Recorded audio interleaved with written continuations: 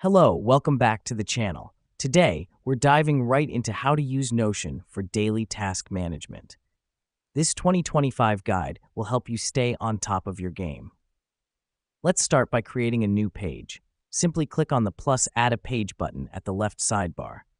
The reason we do this is to keep different projects or aspects of your life distinct.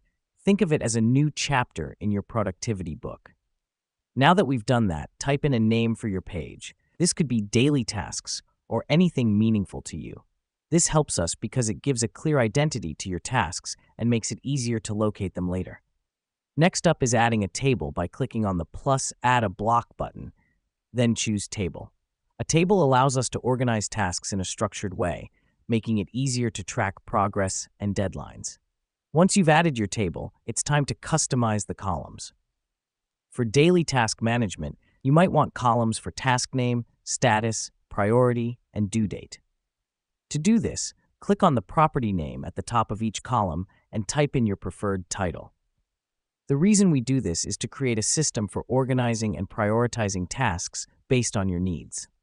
Now let's add some tasks.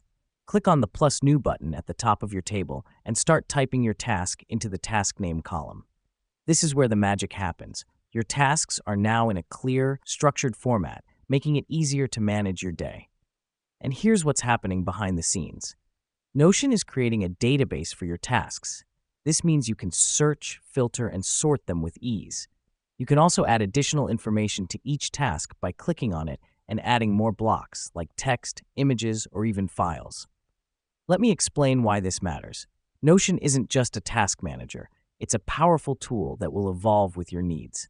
Today, it's managing your daily tasks. Tomorrow, it could be planning your next project or organizing your personal life. And there we have it. You've just learned how to use Notion for daily task management. Remember, the key is to start simple and add complexity as you need it. Thanks for joining us today, and we'll see you in the next tutorial.